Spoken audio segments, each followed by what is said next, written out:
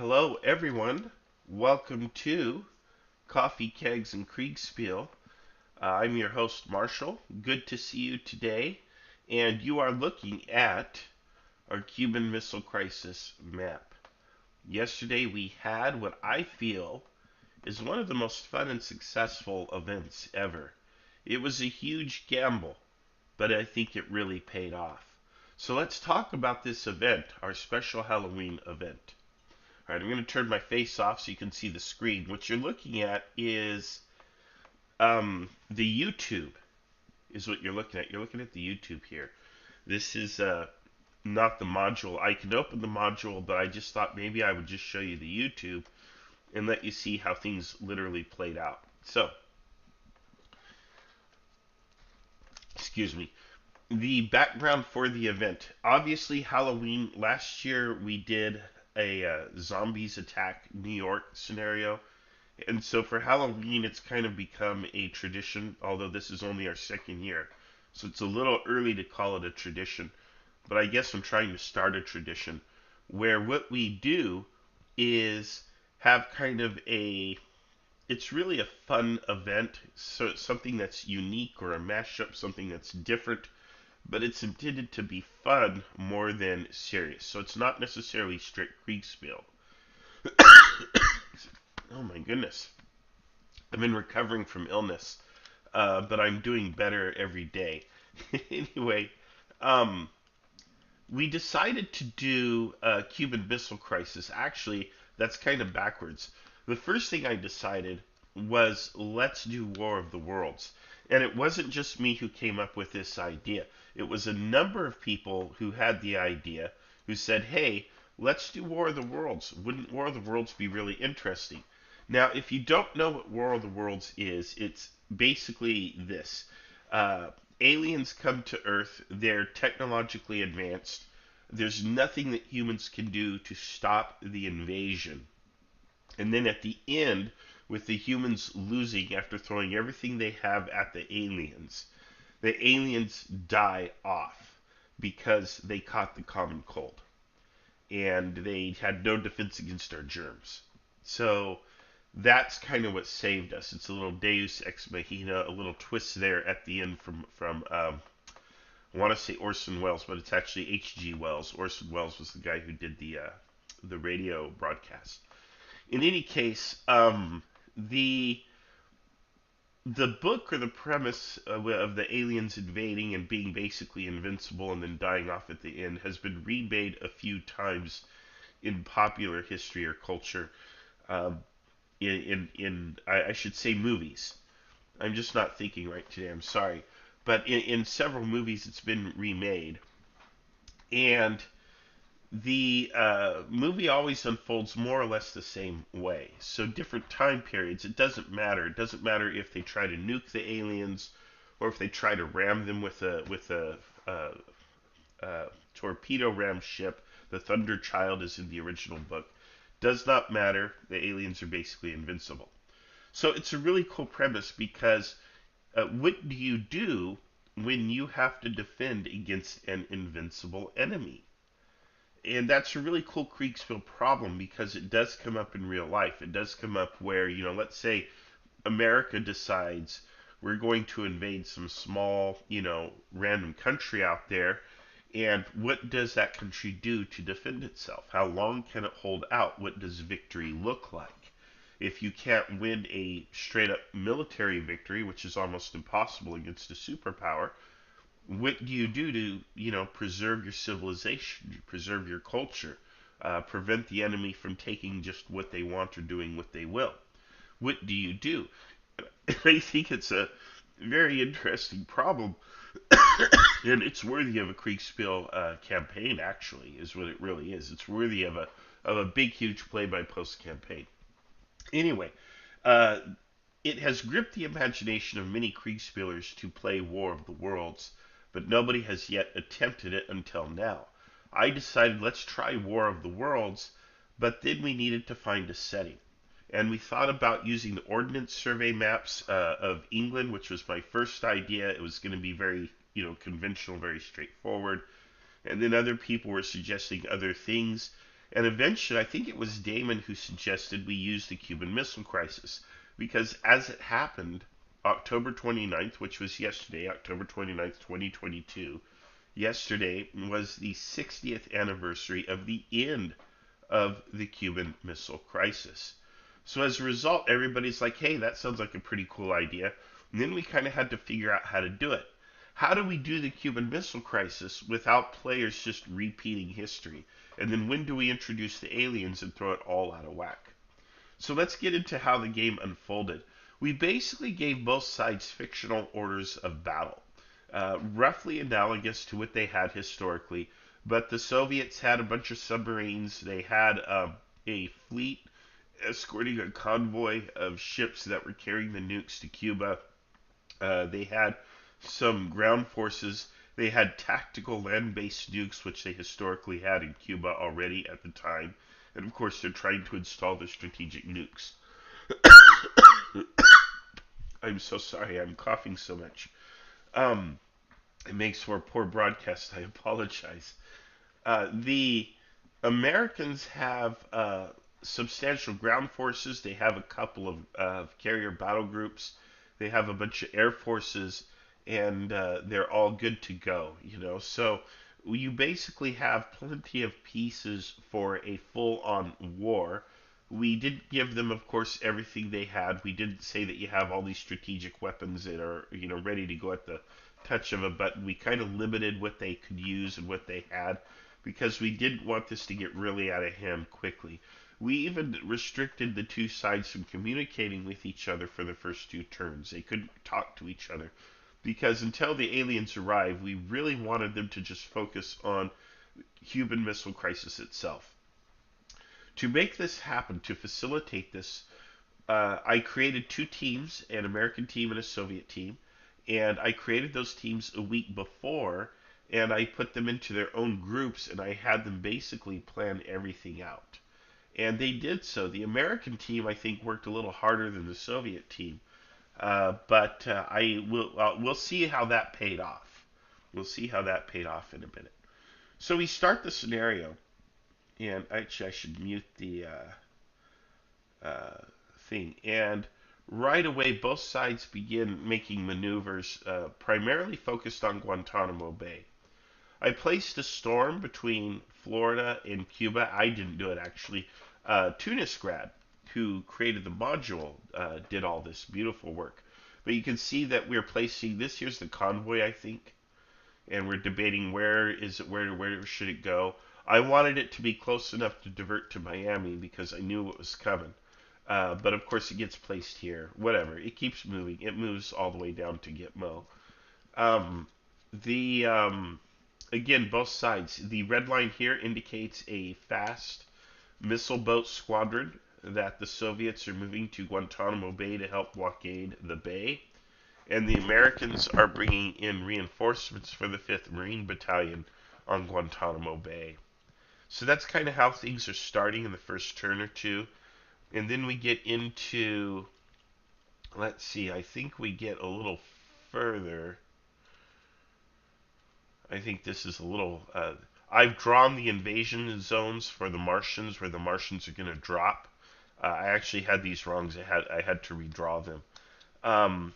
But you can see that the situation is unfolding, that the area down here is getting a lot of attention from the Soviets. They really want to blockade the Americans. And the Americans have already landed some troops here, and they're bringing in another batch of troops. What interestingly happened down here is the Americans ran into that missile boat squadron. We went to both and said, what are your rules of engagement? And ultimately, the Americans ran the blockade, and the Soviets did not fire. So that's kind of how that played out, which I thought was really interesting, really tense situation. I didn't know what was going to happen there, and that was one of those scenarios where this year could have erupted in warfare between the two sides. But of course, as you can see, the aliens are about to land. Now, why are the aliens attacking during the Cuban Missile Crisis? Great question. The reason the aliens are attacking during the Cuban Missile Crisis is because they don't want the humans to destroy the planet. They want the planet for themselves.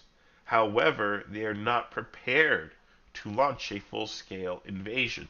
So instead, they launch a small-scale invasion with the idea of choosing a place on the planet as a landing zone, basically a beachhead, for the main invasion force, which will hurry up and come on later. So the aliens choose Florida, the Martians technically choose Florida, and these are the landing zones right here. And you can see we have the tripods, and here we are placing them. Here I am. I'm placing all the tripods, which are the alien invasion craft. I'm placing them on the map in Florida where they belong. Got a little help there. But they all go in different spots according to their initial plans. Miami gets hit pretty hard right away. Now, the interesting twist that I threw at the aliens, because look, these guys are basically invincible. There's nothing that the humans can really do to stop them. That's, of course, not entirely true. I did give the humans a couple puzzle pieces that if they fit those pieces together, they can hit them. And I'll tell you about that in a moment. But the aliens, in order to create a challenge for them, I told them that, hey, when you land, you lose your communications. For whatever reason, your long range communications don't work on Earth. And that forced them to kind of guess and stick with a plan. You know, it rewards early planning. But of course, had they decided we'll just come in and wing it and we'll figure it out as we go, this would have punished them. However, they did have a plan, and their plan was to kind of go up here, hold the peninsula, blockade the peninsula from any human attacks, and basically do what we call Martian forming, which means turn Florida into a Martian paradise so that it would be a perfect landing zone for the rest of the players. All right, here I am moving attempting to move the Martian players, led by the infamous Sam Miller, into their chat channel. Let's go back to the map, though. So here we have their plans, which is really just a defensive line here. And the H represents that they are harvesting humans, because in order for them to Martian form, they have to harvest humans, which takes about 8 hours of time. And then they have to Martian form, which is another 8 hours of time. So the turns are 8-hour increments. And that means they take all those humans and they make this beautiful, delicious Martian juice out of humans, and they spray it all over the ground, which is what they do in the most recent version of War of the Worlds with Tom Cruise, the movie that came out like in 2002 or later than that. I can't remember. Maybe it was 2012. I can't remember. But there's a Tom Cruise movie that came out on War of the Worlds. It's pretty entertaining. And the Martians are spraying human juice everywhere to create their Martian paradise. So they have to do that here. And then, of course, they take another 8 hours to move. And then, of course, they have to harvest humans, Martian form, move, harvest human, Martian swarm, and move. So they have to do this thing. And they can basically Martian form one spot in about every 24 hours or so. And they figure out, maybe we can do this as we go along. I let them do that, which gives them a little boost to their Martian forming rate. But ultimately, they have to do that while also defending against the Americans, or the humans, I should say. So what do the humans do? Well, the humans respond by trying to bomb them. They bring in conventional bombers, and they attempt to bomb them. Remarkably, you'll see here on the map, there are no human forces yet in Florida. I thought that the Americans would definitely stage forces in Florida prior to the start of the scenario. Why? Because Cuban Missile Crisis, right? There were historically forces there. But they did. They put them off map. And they could have brought them in early, but they didn't do so. They waited, which is fine. All's well that ends well, right? So here we have the Martian forming. You see the maroon spots that I put on the ground. I'm taking a screenshot there for one of the Martian players. You see that they are Martian forming the territory. And then we have them getting bombed here shortly after. Let's see where the bombers are. This here is a couple turns later. I still don't see bombers on there. I think there's a piece right there, or that could be a lake in Florida. But the bombers do come out, and the bombers attack them, and you can see in the far corner up there that troops are coming. So let's see here. Let's see what this one looks like. Yeah, you see that the troops are coming. The bombers have come already. I think I probably uh, went past that point in the recording, but in the interest of time, we'll just press on ahead. We'll trust. You'll have to trust me that they tried to bomb them. Of course, the bombers didn't work, and so then there's all this talk like, well, do we nuke them? Can we nuke them? What do we do? And the Martians, of course, have shields, so they're impervious to nuclear weapons. So what do we do now? And ultimately, what ends up happening is the Soviets have a secret weapon that I gave them at the start of the game. They have 9 EMP weapons. Now, this is pretty far from history, but the EMP weapons are a weakness for the Martians. In other words, if you drop one of these EMP warheads on the Martians, their shields will go down for a short time, and then you can nuke them or blow them up or whatever. And the two sides eventually figured this out. Now, let's get into the politics of this because the politics are really, really intriguing. Because the Soviets had the EMPs for quite some time before they told the Americans that they had them. In fact, the Americans even came up with the idea of the EMP from the nuclear blast. They were going to use conventional nuclear blast to create an EMP to see what that did to the aliens. They actually did a tactical nuke, and we were like, oh, look, the shields flickered for like a second. So we believe the EMP has some effect on the shields. So the Americans had this eureka moment, but guess what? They didn't have a means of executing the EMP attack. They had just a bunch of nukes, which would have just kind of wiped out Florida. So they're like, how do we do the EMP attack without nuking Florida? And there's really not a good way to do that.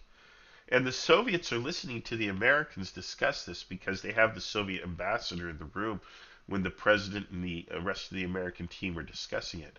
And the Soviet ambassador's just quiet. Doesn't say a thing to the Americans. I found out later, of course, he had orders not to say anything. Eventually, however, Kennedy and Khrushchev players get together and they talk. And the Soviets tell them, look, we have these EMP devices. So the Soviets begin maneuvering to give the Americans the EMP devices. They don't realize this is a planetary existential threat. They think it's just the Americans who are getting it. So they're like, well, we'll help you, but in return, we still want to put our missiles in Cuba. And the Americans like, no, no, no, and so on. The problem for the Soviets is they already sent 6 of their 9 EMP weapons to Georgia, to Savannah, Georgia, where they would be offloaded and put on American missiles. Why put them on American missiles? Well, I also gave the Soviets a big handicap. I told them, your weapons are wildly inaccurate. On the other hand, the American weapons have pinpoint precision. So the idea is the two sides have to come together. They have to work together if they want to be successful. And of course, eventually they do work this out. Now, later on, the Martians, who are basically invincible, begin pushing back the humans. Let's take a look here. We're zoomed in. They send one of their tripods down to Cuba. And the Soviets attack the tripod with a bunch of air forces. And they get wiped out. They even attack with 2 submarines. One of the submarines is destroyed outright. The other one decides to ram the tripod. The submarine tries to ram the tripod and it doesn't work. It's lost.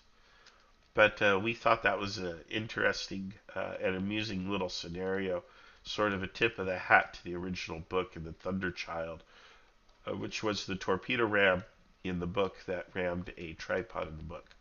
All right, so here you see the human forces are doing quite poorly.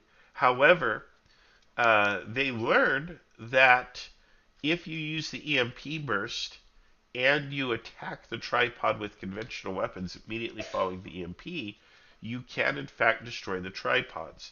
In fact, it is the Russians who do this. I think they do it first down in Cuba at the Battle of Isabella, which is right here. You can see it transpiring right here. In fact, they're rolling it now.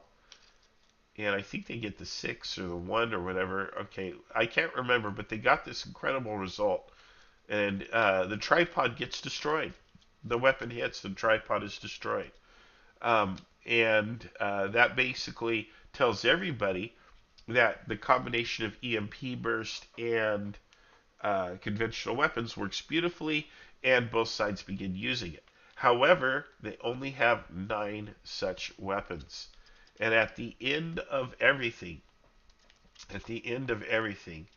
the humans have run out of EMP weapons. And so here we are. I think this is where they've done most of their damage to the tripods. I think they nuke these 3 here, are the ones they take out, 1, 2, and 3.